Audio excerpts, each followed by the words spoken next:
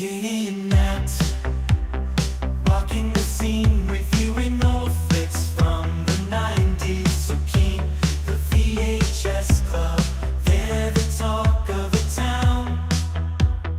Breaking it down, spreading nostalgia all around. Moving and grooving to the synth-pop sound. Their insight so fresh, painting pictures profound. From Pulp Fiction to Clueless, they know it all. The genuine love for movies stands tall. Unfolding memories on that VHS screen, talking about classics like you've never seen.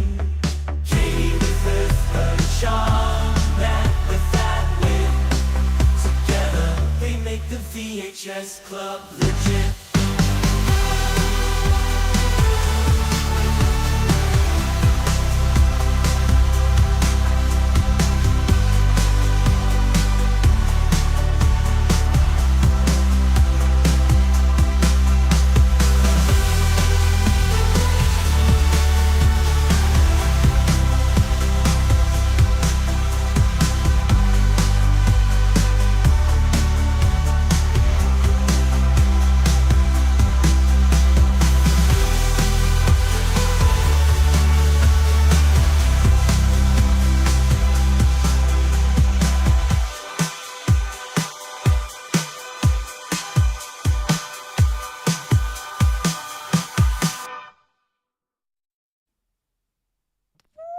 Welcome to the VHS Club. We are trying all the different things tonight, so have patience with us when it all inevitably breaks. Potential welcome to Facebook and Instagram tater tots. Otherwise, sorry to Instagram and Facebook tater tots. It's safe over here on YouTube, but we thought we would test out all the different places and spaces tonight. So thanks for hanging out with us and for testing out with us. And we're at a test night anyway, because we were originally going to do Bushwhacked tonight, which is a hilarious 90s comedy with our friend Moose. But instead we thought, let's go real dark and do Seven. So if you're hanging out here and you're like, wait a sec, I wanted to watch Bushwhacked, you may need to just hit that exit button and peace out, because we're gonna have fun. But it is a much darker vibe tonight. It's raining over here. Yeah, just a bit.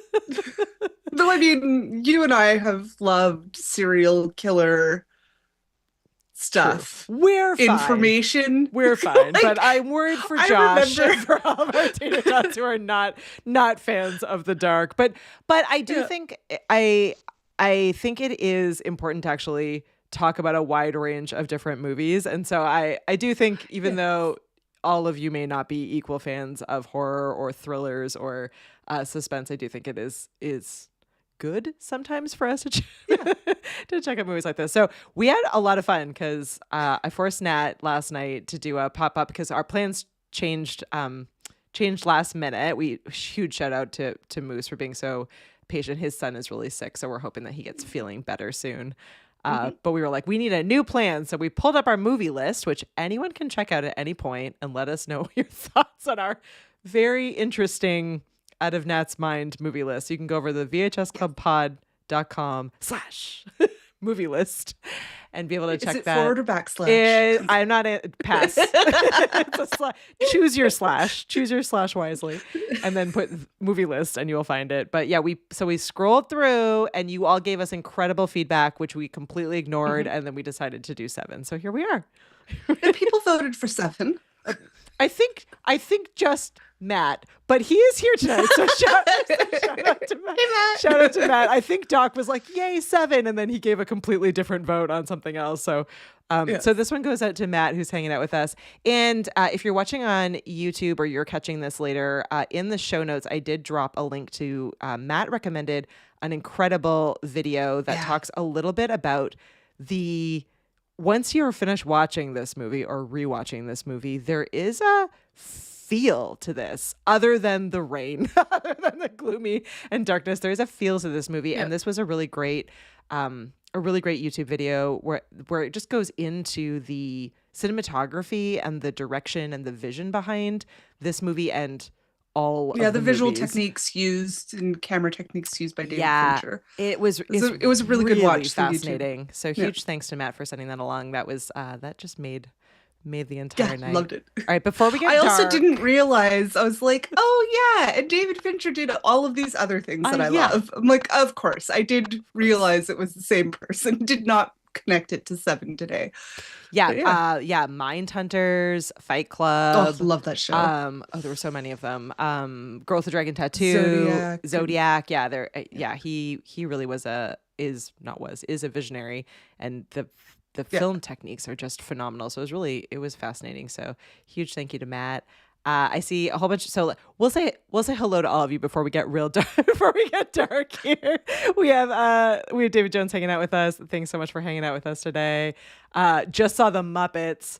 I know. I've been like holding. I have not yet watched the Muppets, of which I'm so excited, and I have not the yet new watched one? Is it the out? new one. Yes. Okay. And then I haven't yet watched the new Fraggle Rock. So I'm holding. Right. So that I can just appreciate, excited. yeah, so I can just appreciate all of it. Hey, to Frenchy Fries, this is an incredible name. Thank you so much for hanging out with us. And and Josh, you're so patient with us. Josh is like, I'm here, but pass on this entire movie and all horror, and totally fair. Josh, I mean, it's a crime like movie. Yes. But it is a bit scary, I guess.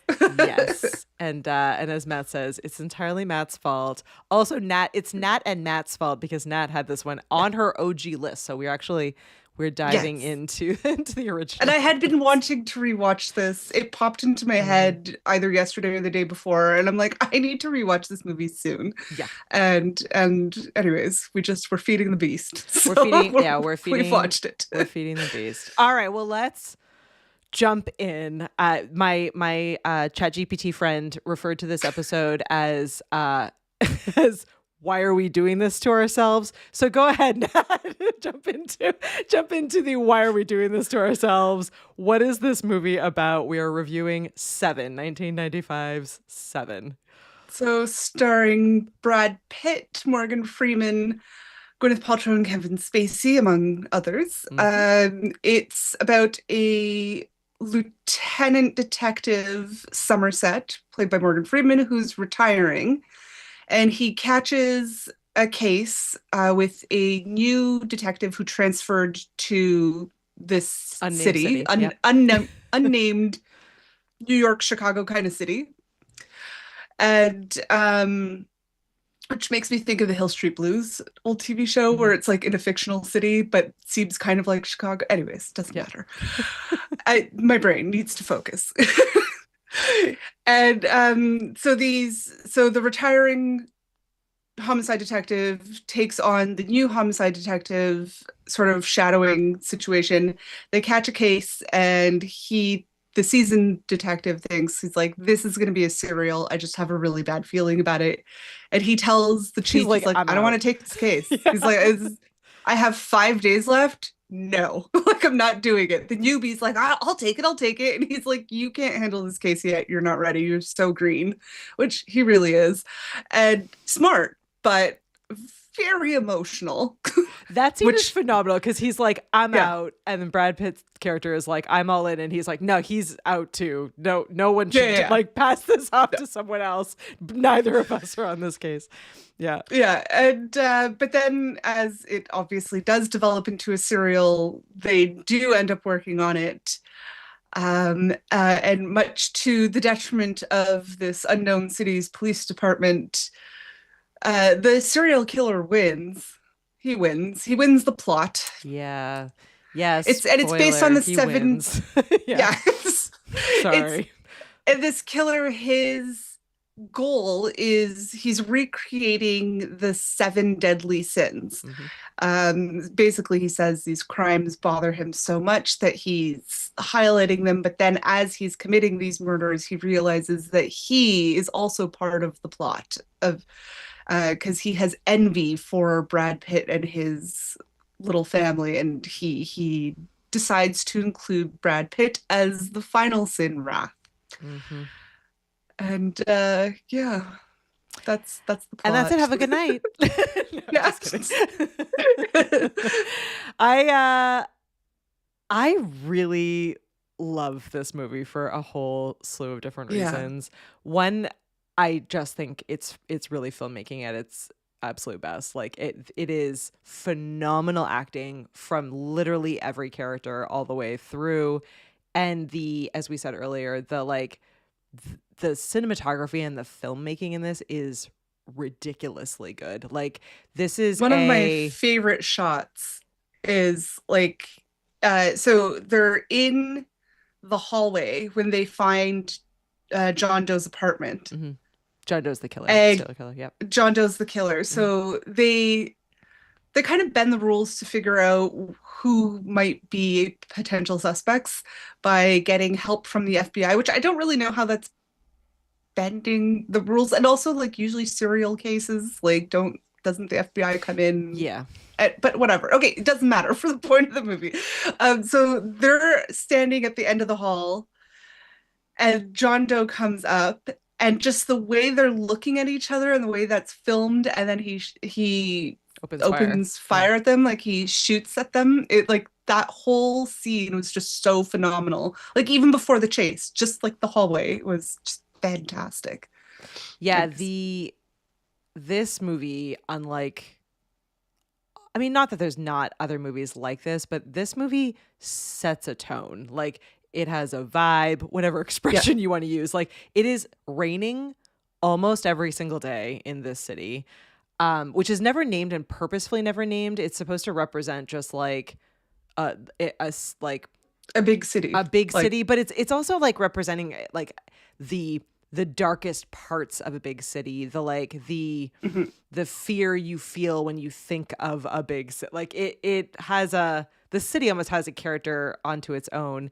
It, interestingly enough, and Josh, I will speak specifically to you in this one since I know you're never going to watch this, but what I kept thinking in this moment, like as the movie started and as I was like sort of remembering parts of it but still kind of almost really experiencing it, not for the first time obviously, but like having kind of first moments of it since it's been a really long time, this feels in some way like Batman, go with me here, in that in that the like Gotham City. Yeah, in that like it's this city that's like crime-ridden, dark, fear-inspiring, like rainy. And Morgan Freeman's character throughout this movie, like he's so beaten down and like, and he can't, like you He's just feel over the it. weight of it. Like, but you feel that it's not like, it's almost beyond over it. Like it's not like he's like, I just want to get out of here, I want to retire. Like he like no, he's leaving because he feels that it's getting the worse pressure. and worse and worse. And that scene where he's talking with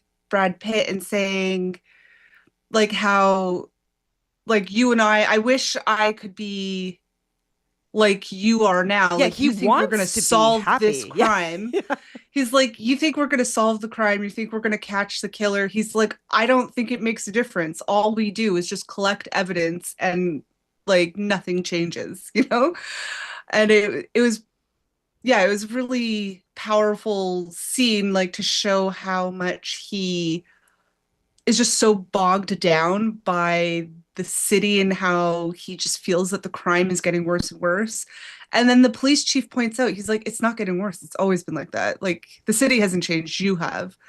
Yeah. So, and which makes the ending 10 times more tragic because he ends up staying on. Like it, in his little voiceover at the end, Morgan Freeman is like, I'm not going to retire. I'm going to do this till the day I die because like somebody needs to, you know, fill this space. And I'm like, he's basically sacrificed himself to the city. Yeah. To stay on, to continue solving crimes that we know he feels can't be, like, won't make a difference whether they're solved or not. Yeah. And it, again, I know it's probably somewhat silly to compare it to Batman, but it does have the, it has that feeling in like the darkness of the city. It has that feeling in Morgan Freeman has like a sort of a similar like inner turmoil and inner battle over like, I just want to free myself of this weight and this this responsibility that's been forced on me, and the soul sucking nature of it. But Yeah. I can't, because it's like, I need to be here to, like, who else is going to help these people? And then you have also, like, even, this makes me sound like a horrible person, but here are my actual thoughts. Like, even in the murders in this movie, they are horrific and terrible. And like, but there is that almost like that vigilante side of it where, like, well, it is, yeah. Like, Kevin Spacey is like, and he even says this, his character says this at the end of the movie. He kills like a pedophile. He kills he's killing murderers. Like quote He's unquote killing, bad people. Yeah. And so you do they are. sort of, they all are. Yeah. You have this like including moment, himself. Including he himself. Gets himself killed. Actually, the only person he killed that wasn't bad was Brad Pitt's wife. Yeah. Yeah. Yeah. She was completely innocent, and you could see that her innocence was like extremely highlighted in the way that she's an elementary school teacher. She's, young. She's pregnant. The city scares her. She's scared to be there. Yeah. Yeah. And she has the way she's isolated too, where she has no friends. So she makes friends with Lieutenant Detective Somerset. Mm-hmm. Yeah, so it's super tragic that he kills her, but it's the hairpin trigger to get Brad Pitt to kill him, to get him to kill the serial killer. Yeah. Which I'm like, it's so sad. I'm like, oh, why did you do it? Why'd you do it, Brad? I know, and that, like, I. All right, like, could you not? Let's work our way up. Let's work our way up here. Let's go through and talk about. We haven't talked about Brad Pitt's character. Let's get to the last scene, because we have definitely thoughts on it. But so Brad Pitt's character is almost the opposite of Morgan Freeman's character. Completely. Yeah. And they present his character as very cocky, very sure of himself, very headstrong, and very emotional. Like, it's the contrast between Morgan Freeman and his, like, they imply through his experiences and through his age, and he has extreme emotional intelligence, whereas Brad Pitt has zero emotional intelligence. And they mention it like throughout the film several times, that he's extremely emotional. And there's that great scene where he's like freaking out because a reporter came in, which we find out isn't like reporter, it's actually John Doe, the serial killer. Yep. And he like freaks out on the guy, and Detective Somerset is like, well, like, I'm glad you're, using your emotions to your advantage. Like, you're gonna beating up a reporter, because Brad Pitt thinks that he's using, which I can't remember his character's name now. Mills. What? Mills? Oh, right, Mills. Mills says, I use my emotions, like, they fuel my motivation. Mm-hmm. And Somerset points out, like, that's not sustainable, and it's not going to work out well for you in the end. And that's exactly what happens.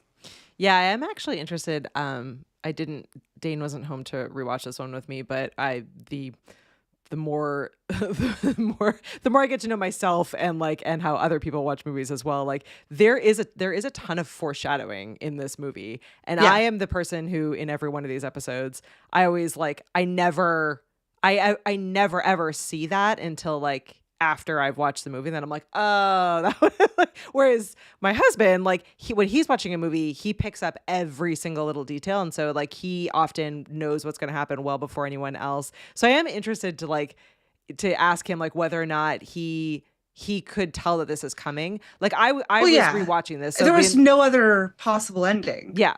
The entire time you knew that from the scene when he walks in. Like, you see Mills come in, and he's just chaos, and he has very little self-control. Like, that's the ending. Like, you know it from the scene he walks in on. Like, well, yeah, and they're definitely, like, again, I would not have noticed this had I not been watching this for the second time. So like I was very aware of what the ending was going into today's rewatch. But I like the scene where, as you mentioned earlier, so Gwyneth Paltrow plays Mills's wife, Brad Pitt's wife. Yeah. And so she has this like very like, she's so kind of good natured. She has these like a few scenes where she's trying to like help her husband fit in more. So she invites Somerset, Morgan Freeman's character, over for dinner, and she's like trying her best, but they clearly have gone through from a like suburban nice place to this like dark city place, and their house has like a train overhead. Like everything's going wrong for her clearly. And then, as you said, they have that scene later where she calls out of the blue and invites Somerset out for a drink, and she's like clearly like overwhelmed. She doesn't know what to do. She doesn't fit in this place. She's like really, really upset about everything. And it like in that moment, it is very clearly like like it's that moment where you're like, oh, why are we really getting to know this character? And then she's gone for like a long period of time. And you're like, oh yeah. Whereas like when I was watching that the first time, I never gave that a second thought. It's like her innocence and her purity is like super highlighted. She finds out she's pregnant, and she discusses with Somerset whether she should even tell.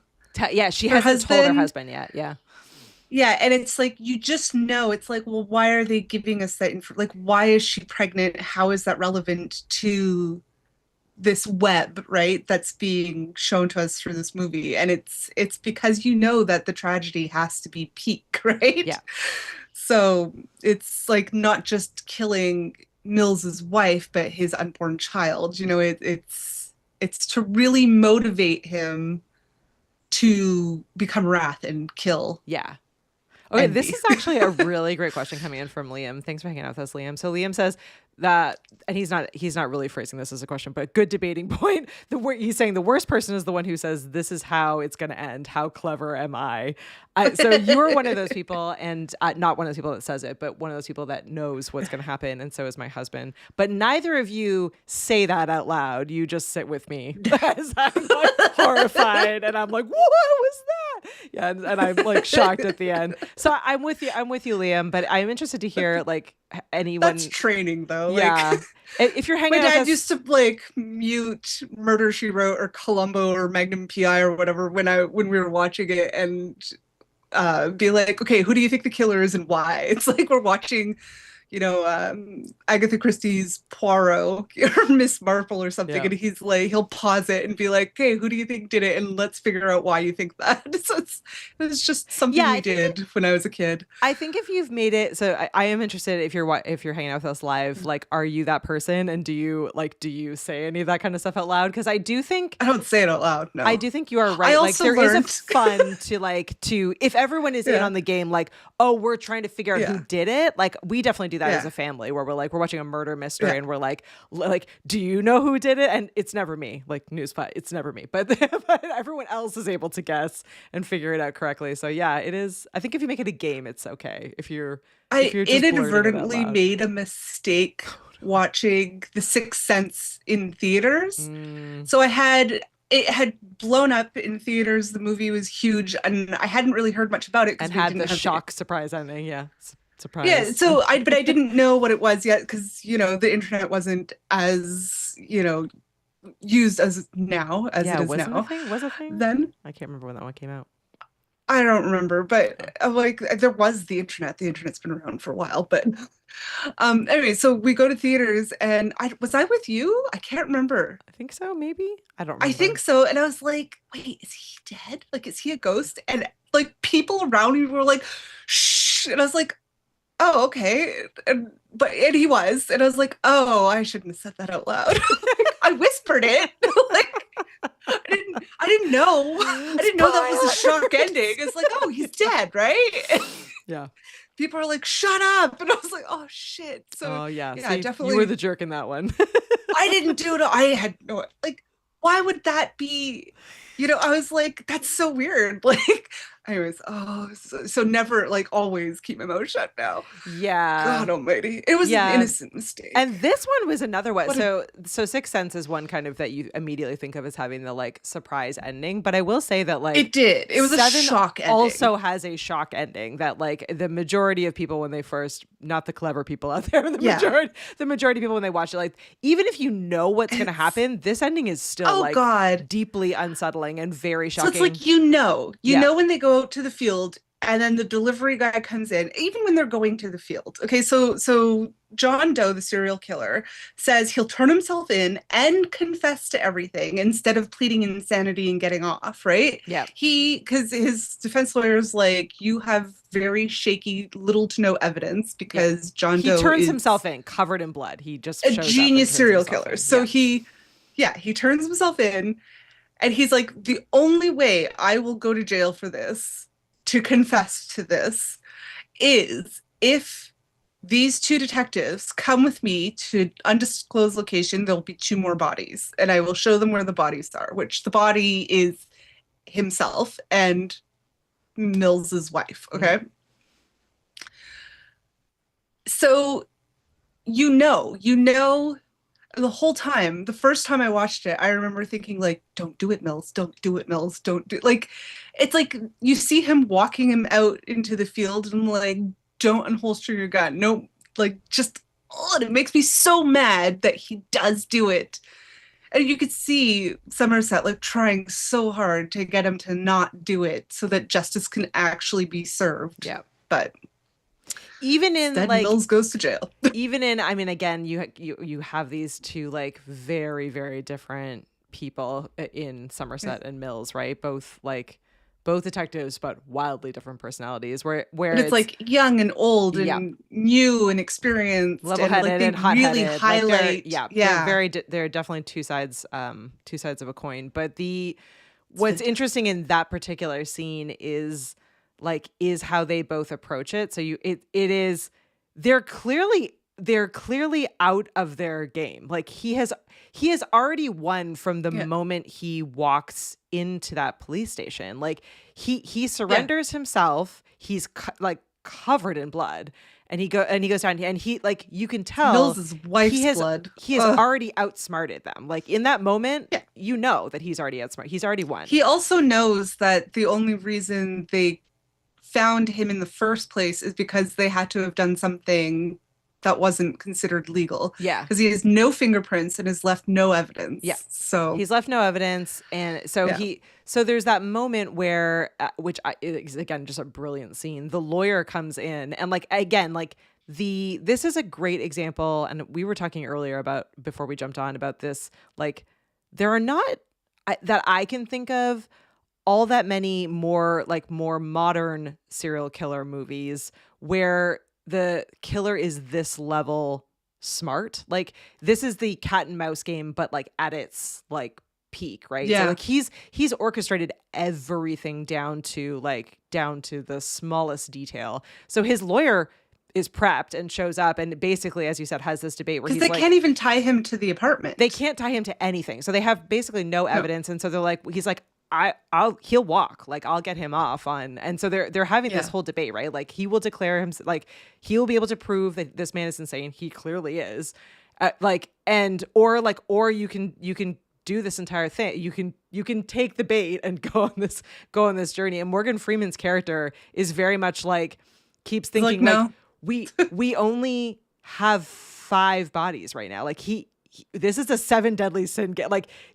This doesn't end well. Like Morgan Freeman throughout this movie is like, he knows this doesn't end well. Like this guy is going to get right away at the beginning.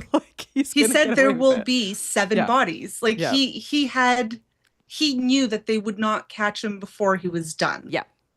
And Liam is right. Liam says that is why 7 is a great ending. It's not even a twist. Yeah. It's been foreshadowed from the very start. And you're right. Like Morgan Freeman's character says it a number of times. Like that's why he wants out at the beginning. He's like, this is more than one. Fuck this. And this is like, this guy is going to finish his killing spree, and either we'll catch him at the end or we'll never catch him, but it does not end well. Like this does not end well. So it is that moment where like Brad Pitt Mills's character isn't even able to admit, like, he just wants to win, quote unquote. So it's like he's like, no, like, we're gonna nail this guy to the wall. And Morgan Freeman's like, he's like, best case, he's already killed the other two people. Like, there's no win here. Like, best case, he's done with lost. the game when it's over. We've lost, and it's so it is this like very orchestrated scene. And I don't know if you picked this up, Nat, or like, and again, this is like a weird Katie movie in the way that you built the movie list. My mind was like everywhere watching this movie tonight. But the last scene where they drive out on this long drive and the helicopters are following them and they're out like in the middle of nowhere. There's nothing around. There is like there's a dead animal laying in the street, and there's like an I love the one line where John Doe's like, "Oh, I didn't do that. I didn't do that." Yeah. Like, he's like, "Oh, that adds to the atmosphere, but I didn't do it." And there's like a rundown old building, but the shot of the delivery guy coming up the dirt road with the dirt blowing behind, and you're like, shit. Like, like that moment felt very Romeo and Juliet to me, like 90s Romeo and Juliet, where it was like, oh no, like this is not good. Yeah. And there's just that moment, and Kathy's hanging out with us and she says, you know, the what's in the box moment. So this line is iconic. Like, even if you haven't seen this movie, you might recognize this line.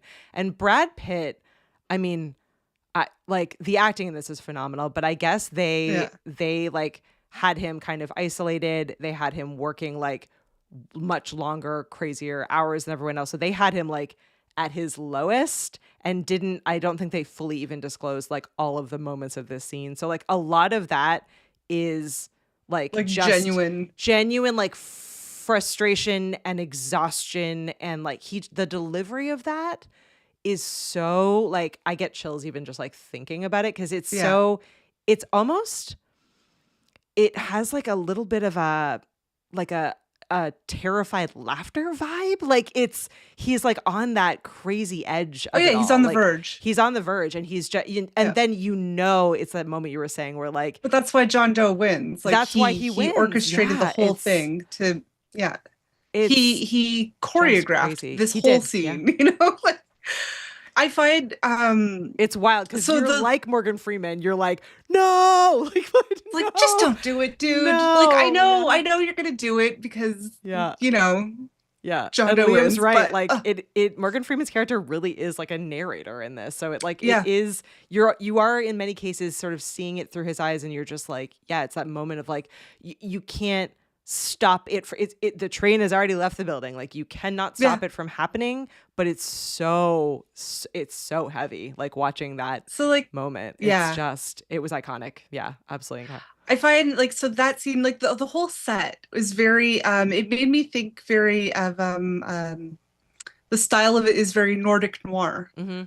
So it's like all those sort of like gritty Nordic noir, like detective shows have this sort of feel, in that Morgan Freeman character and that Mills character. It's like, it's very much, I wonder if that was any kind of inspiration for it. Yeah, maybe.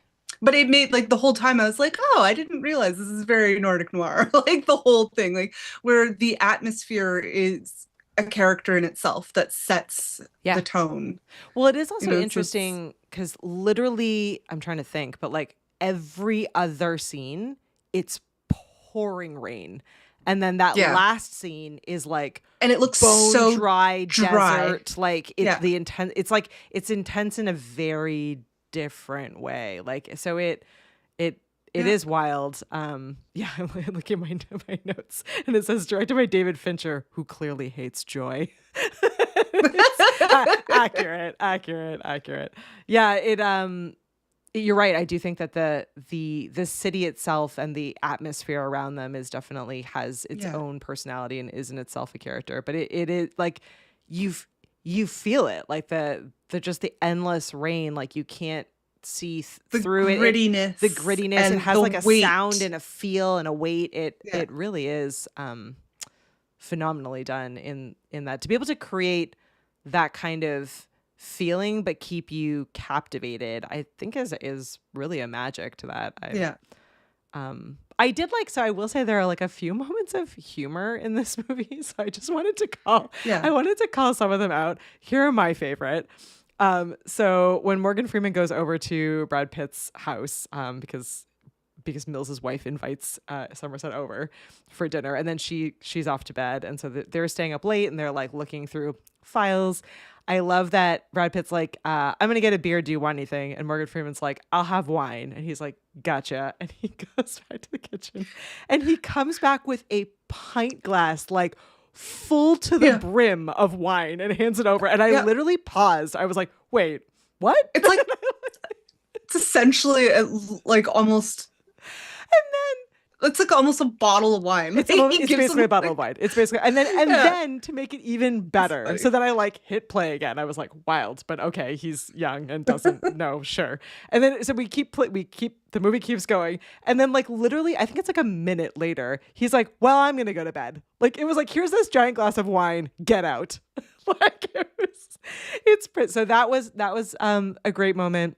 And then my second favorite moment is so that there's so much library happening in this, which warms my book loving library heart. But they come out of the library, and they've done all this research, and Brad Pitt is like struggling but keeping up because he's like the young hothead. It's like this poetry bullshit. It's a bunch of like poetry bullshit, right? And I mean, like, like he was old trying to read like So trying to read Milton and Canterbury Tales, and like it is heavy reading. It is like heavy if reading. you're not prepared for it. But I love the part where they're sitting in the car, and Brad Pitt's got like the list of books that have been taken out that could be related and point them back to the name of the person taking it. So they're trying to find John Doe, and he's reading through the list, and he's just like butchering the name of every single one of these texts, and Morgan Freeman is just correcting him. And the like back and forth banter in that, like as they're talking about that, there are some really brilliant, like witty, like the dialogue in there is really smart and really funny and so subtle in what otherwise is a horrifying movie with like dark pouring rain and like death everywhere. So I those two scenes I think were my favorite. It's a horrifying movie, but in a sense, there's also an elegance to what John Doe is doing too. There is. Like, there really is. It's, again, like I said, it's choreographed. It's very, it's weird. Like, I mean, obviously it's horrible and there should be no murder.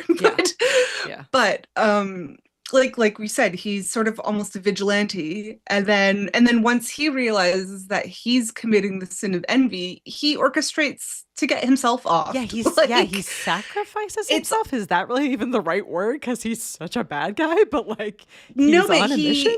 He knows, like it's fascinating because he changes his plans. And it's like, we know he's been prepping for this for at least a year. Yeah, because he has the one guy trapped in the place who ends up still being alive, which is wild.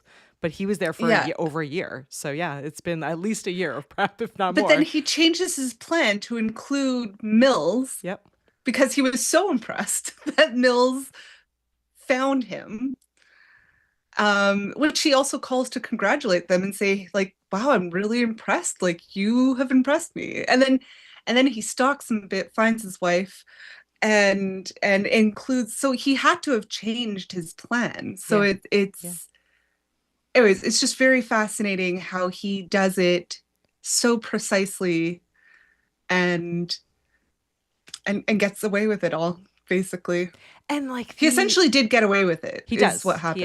He wins. Like, he's dead, but he won. Like, but he finished his plan how he wanted to, which is, you're right. Like, actually, now that I think about it, that is actually more terrifying if you think about it. That had like the Mills's character from start to finish is so sad, because if you think about it for a second, like he's clearly like he's younger, he's trying to prove himself. So like he says a number of times to Somerset that like he wants to be taken like seriously. He's I'm the same like level of detective as you are. Like, I've worked my time, I've put in the effort, and like he's obviously been in like a smaller more suburban town, and he's purposefully They mentioned transferred. farms and tractors. Yeah, he's purposely transferred and moved like his wife and is like, you know, at some point I assume thinking about starting up a family to the city so that he can you know, move up the ranks and like and be, you know, fulfilled in his job. He wants to be taken, loves his job. He wants to be taken seriously. He wants to be able to do this. And so it's so actually like heartbreaking. He is good at his job too. The moment he's successful at his job is the moment that like seals his fate. That's so like so dark. It is crazy. Matt's asking a great question. I don't know the answer to this, but Matt says, I never understood why he wrote in the books without any page numbers or dates. What was that about? His writing, by the way, is whoever wrote all of the text. I was like, wow, the writing is so pretty. Like, it was just brilliant. I don't know. I think that implies he has some sort of, you know, it implies his insanity because like we always see. It's manifesto-esque, right? He's like, I imagine he's like writing like his ramblings, his plans, his plots. Yeah. And it like, who knows, it could be the same thing over and over again, or it could just be different fantasies. I think the way they just fill the page so completely just implies like he's a step away from basically writing it on the walls, you know, like where you see like a more, he has the control to not write everything on the walls, like how we see there's a common, but barely, because he's got the his control is pretty massive though. Yeah, like, he's got the like, but it is still that and again, this is just part of like making this city itself feel so evil, but like it does feel that level of grittiness as like a Saw, where like you're in the room and you're like, oh, don't touch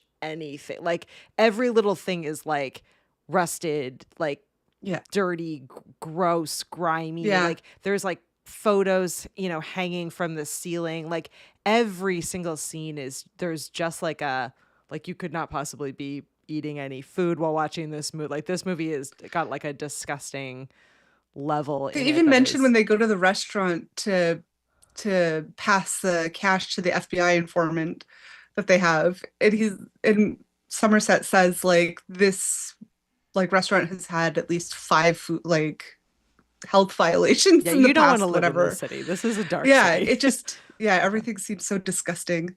But so I think the writing on the walls is usually like a common visual symbolism of insanity, but to have it like so precisely and cleanly in the book is like it makes it scarier.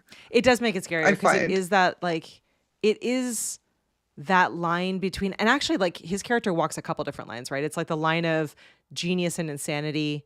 It's the line of like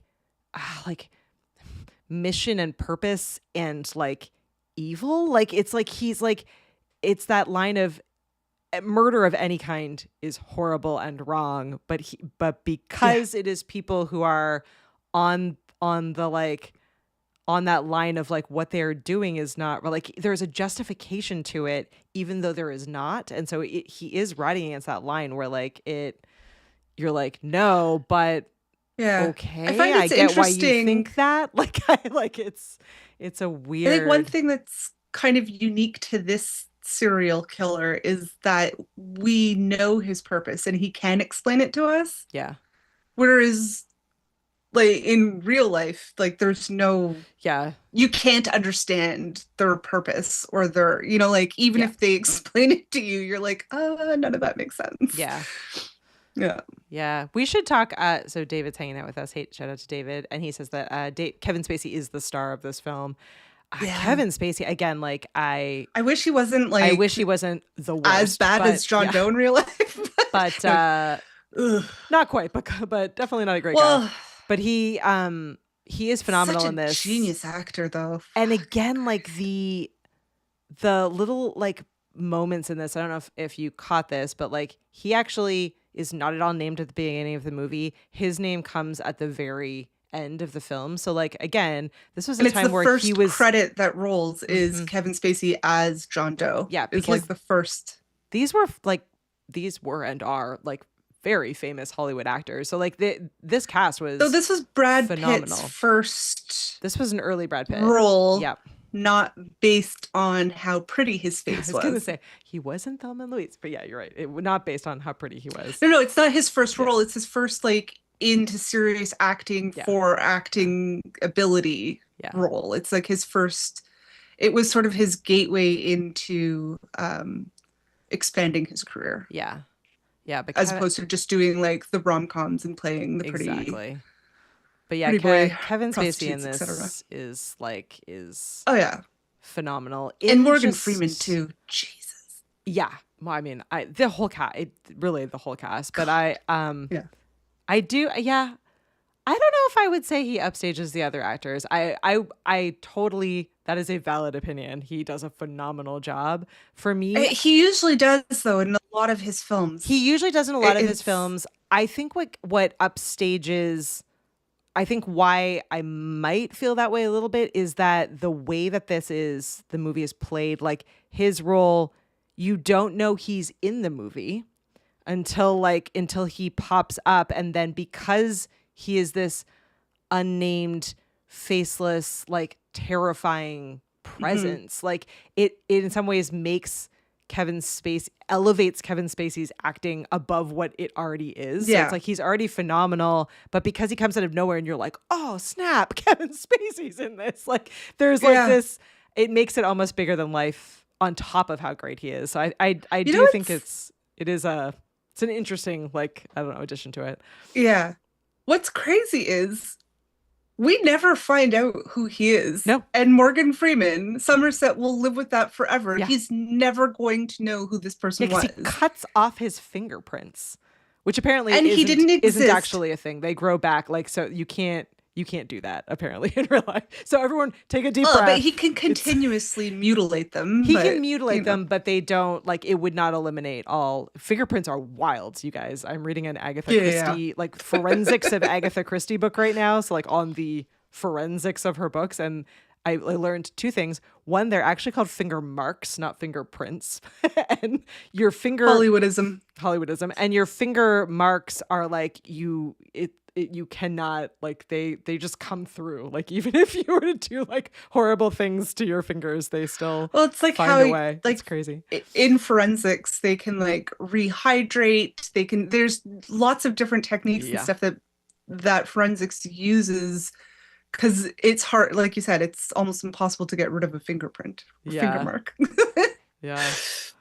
Oh my gosh. So David's saying the old 3D Realms Duke engine game Blood has an Easter egg where you go into the room from 7 with all the tree-shaped air fresheners.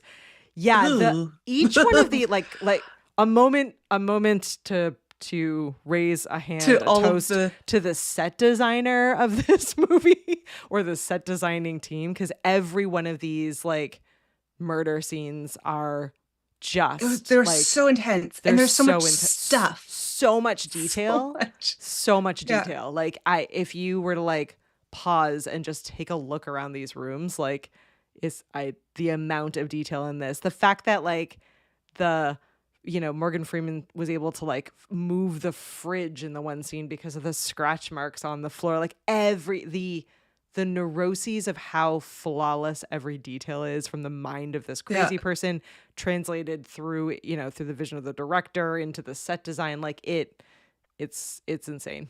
It really, like, the detail is crazy.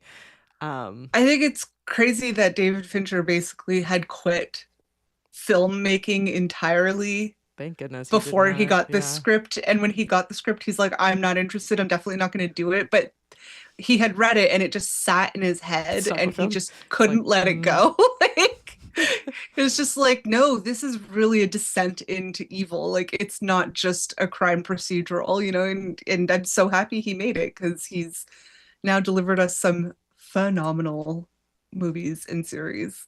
Yeah. Oh my gosh. Well, a lot. And it's funny because he's stuck into this crime sort of genre. He has continued that throughout his career. He has, yeah. Thank you. It does make me, it's funny, you were saying yesterday when we were doing our pop-up live stream that like when you were putting movies down on a list, you were like, oh, that one, and then this other one that like connects. Like it is kind of a big movie board instead of a murder board. It's with the Yes. red lines between all of them. But I did definitely have that feeling when we review these movies, it always kind of makes me like think of another one or think of a different, either by the actor or by the director or by the producer. Like there's usually like a vision or a song theme. or But in something this that connects. one, I was like, oh yeah, I would love to rewatch Fight Club now on the other side of this, which is one I have not seen often, but like, and probably not in a while. And I was just like, oh yeah, that like, I don't know. I See, want to now say it makes me think different, but that's a weird it's expression that for whole movie. Yeah. that whole genre. It's like Fight Club, Memento. There was a few. What else came out around? Anyways, there's a couple around that time. There, like this sort of style was very popular. I had 12 at the time. Monkeys. Yeah. Yeah. Yeah. Wait, Liam, you've been cutting off your finger marks. What's going on? Now we're concerned.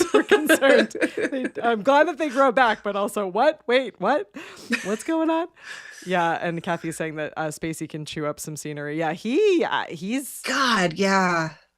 And what's crazy about his character, about his characters, and how his acting is that he's never he's unassuming, and then you're like, wait, what? Like he's never the like most interesting, attractive, captivating person on screen, and then he just comes at you. Like I feel like you underestimate him, even though you know not to underestimate any Kevin Spacey character. You're like, oh, yeah, he's fine. And then you're like, what? Like, it's like he turns his charisma on and off at will, which is terrifying. Yeah. It's scary, but he can fade into the background or be the center of attention in the room at will, and he's a very powerful actor in that sense. Yeah, and American Beauty is another one that was that he was incredible in. I know, right? We're drawing all the lines now. And Kathy's saying that on her podcast, she and Kenny are going to be talking about 12 Monkeys on Sunday. Gonna watch. All right, we'll have to check it out. Pop Culture Kids, that's a great show for anyone that is looking for more movie talk. Definitely head on over there. I love 12 Monkeys. That was completely bananas. It was bananas. It's been a while since I've seen that one too. There's like, I feel like I definitely rewatched, like my comfort rewatch, like quote unquote favorite movies are all like rom-coms, like historical fiction, musicals. Like they're all like, none of these like super dark or action or thriller movies. I some of the like silly 90s horror I definitely rewatched a bunch of times, but yeah, so it's been fun actually rewatching a lot of these movies that really are like, I mean, they launched a whole other, generations of other movies that came after them and were really groundbreaking. Well, 12 Monkeys has had several reiterations too, I think. Like it's been a TV show at least once. Yeah. These had big impact. Yeah. And I mean, and this movie had a big impact on the careers of the people in it as well. Yeah. So yeah, absolutely. Josh is pointing out your worst joke ever, 12 Monkeys, is bananas. You're welcome, Josh. Oh my God, I didn't do that. I was going to say Nat didn't even notice, but we're going to call that one out. I didn't know that I did that. We're going to call that one out. Oh my gosh. Well, we've gotten to the time where we need to review this one. So if you're hanging out with us live, you can drop in your rating. We rate in potatoes. You can rate in stars. I don't even want to know what other things you can rate in. Usually we do fun things, but this movie maybe don't do fun things. You could do boxes. It would be bad, but you could do boxes. You could rate in boxes.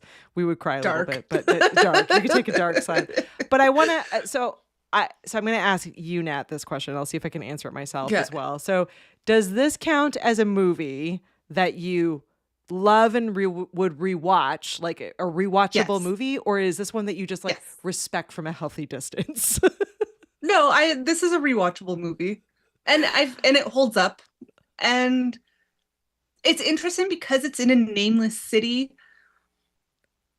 and the technology is kind of all over the place. Mm-hmm.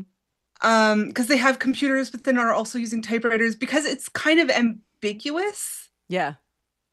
It holds up through the sort of test of time, because it is ambiguous. It can kind of take place anywhere from the 70s to now-ish. Like it's not super locked in because it has that ambiguity. Yeah, that's a So, good point. yeah, I it mean, holds up. there is the like off to the library, which definitely like these days it would be like ask ChatGPT or Google it. But at the same time, But it feels Somerset Yeah. would do that regardless true. if it was today or not. True. And it does If we like, had ageless Morgan Freeman, true. like We always solving a crime today. What do you mean if? We have always ageless Morgan Freeman. That is just a fact. No, but I'm if he holding on to was that. solving a crime in a movie today, he would still go to the library. Yeah, and the library really is kind of like it's like his haven. Like it does seem like it's a safe spot. Yeah. He knows all of the security guards that are there. It's like his late night. It's his Batcave. I'm holding on to my Batman analogy. It's his Batcave. We have some ratings coming in. Kathy's going dark. I love it about you, Kathy. Kathy's rating 4 boxes. Matt is also dark. Matt is rating it 5 out of 5. David's got 8 out of 10 pies. David's in his own rating system. Pies. I like it. 8 out of 10. What do you think, Nat? It's a 5 for me. It's a 5 for you. It's Christian a 5 for you. taters. It Or was a Spud 5. Yeah, Slaters. it was Spud Slater's. Not endorsed by Christian Slater, but Christian Tater gave it 5. Christian Taters. But yeah, I'm good with 8 out of 10. I'm good with Liam saying 7. Yeah. He's in on 7. Well, our rating system's out of 5, so you can just do the math and duplicate that. It should obviously be 7. Yeah, exactly. Yeah, it's 7 out of 5. It really should. 7 out of 5 of this one. It is interesting. I can totally see like most gimmicky movies, and I mean gimmicky like that have a shock ending or a like, if I think about like a twist, M. Night Shyamalan movies, like I could watch those once and be like, yeah, that's good. It's a good movie. I got it. And like, I love the twist. I love a jump scare. I love like all those different things, but I don't need to like watch them again. There is something about this one that I would watch it again. You'll see something less often though. new. I need time and space between it because it does suck a little piece of my soul out of it. So it just fascinates me. It's like I know if I go back and rewatch it tomorrow, I'm going to see something else. True. There's going to be some other New detail details, in the scenes. And I don't know. Like, honestly, I very distinctly remember we were probably 11. We walked over to the library and we were getting like an encyclopedia on serial killers out, and we were like poring over it. And I don't even remember why, but like we've been obsessed with this genre forever. So. I think it's because it is in the. I've been wondering a lot about this lately, and I think is it because the more I know, the more I can protect myself? No, like, I know I'm prey. Maybe for you. For me, it is in the cleverness and the brilliance of it. It's in the the cat and mouse game of like it's this like battle of the minds in these and 7 is a perfect example of this, where it's like it's the like it is the serial killer who is so methodical and so brilliant that could they actually get away with it, and how scary is that against the like can the power of deduction and of watching those like details and like can a Poirot type character actually like find the person in time and stop this from happening? And I feel like he's a Moriarty. Like he would do it again. I think he would reference Sherlock Holmes. I think he would. Yeah. I think Somerset would always have known who he was. Yeah. But never have the right evidence to put him in jail. Yep. Yeah. And it would be a cat and mouse forever if he wasn't part of his own plot. It's true. Like, really, John Doe just really, really, really wanted to win. It's true. More than continuing the game. He's like, no, I need to win. And when he did. Well, before we end, I have some fun facts, so we should just throw some fun facts out. Yes. So the studio actually tried to change this ending, and they tried real hard. But David Fincher wouldn't sign on to it unless the ending was guaranteed to And stay. to make it even more interesting, Brad Pitt actually also said that he would walk offset if the ending changed. And Yeah. What would they change the ending to? I don't know. Yeah, the box stays, the trauma stays. Yeah. And we mentioned earlier, but Kevin Spacey intentionally was not credited. His name does not appear at all in any of the opening credits or in any of the like initial marketing of this movie to have a shocking ending. The audiences in 1995 literally had no idea that he was in the movie until they saw it, which again would have been a really cool feeling. Yeah. I did not. And get it that would have feeling, been but- because it's like around the time of Usual Suspects and other sort of big blockbuster Kevin Spacey hits, you know, and it would have been like a like how could this huge Hollywood star not even like we didn't even know he was in it kind of thing. It would have been really big for the audience. Yeah, exactly. This apparently was a sleeper hit because it didn't do well with the test audience. Who are these test audiences anyway? I feel like I don't know, never but they does well with the genuinely test always audience. suck. They suck. You guys suck, test audiences. What the heck? Like, I don't know who you are, but you are not good at your job. Yeah. The studio almost didn't want to release it super widely. Like it was like this whole thing about it because they just thought it wouldn't do well, and of course it did phenomenally well. Yeah. Where did I read this information? I don't know. Why is it in my head? I'm here for it. I'm pretty sure it grossed $375 million. I don't know why I know that. I love it. I love that your memory just gets like better and better with age, and mine is like completely gone. But I have my notes with me, so I'm okay. Apparently, the thing is, my memory is not. It works. I just don't know how, and it doesn't. Like, I have no concept that it's a memory. It's just information that pops up. I'm sorry. Go on. No, it's fine. The last fact, It's which we so covered weird. anyway a lot in this, but the city in this movie intentionally has no name because it's supposed to feel like so any cool. city, and it's supposed to represent that moral decay isn't isolated; it exists everywhere. But I just kept thinking like it's funny you were saying Chicago. I was like, is this New York? And then Chicago, New York, any city, Montreal, Toronto. But then a little bit later, like halfway through, I was like, oh no, it's like Gotham. It just is. It's just a dark. It's just a dark. So we're in Gotham, you guys. It's not okay. Yeah, Josh is saying that you read it at the library night. You got all those books at the library. I'm sure I did. You absolutely did. I do love a library. Oh my gosh. Well, we did it. We made it to the end of another episode, and fingers crossed, we're here at the end, and I don't think anything broke. So thank you to hanging out with us. And we saw some new faces in the audience tonight. So huge thanks to our usual crew of incredible tater tots. But we had Liam with us as well, and David. I think there were a few other new folks. We had Matt, who isn't always with us, and obviously a huge shout out to our regular crew. We had Kathy and Josh hanging out with us. It was so great. This show we record live on YouTube and now other places, most Thursday nights at 9 p.m. Eastern. And we review all of your and our favorite movies from the 80s, 90s, early 2000s, and today. Quote, unquote. Except today is 20 years ago for Katie. Today is 2000. That's as late as it gets. But yeah, we have a great lineup coming up in the next little bit. So definitely stay tuned. We got some great guests, some fun movies. I promise we'll get back into some happy, fun movies and some more cartoons and silly stuff along the way. So thanks for putting up with our dark choice for tonight. But I'm really glad that we rewatched this one because I think it was a good. It's been on the list. Yep. Now we can cross love it a off good the murder.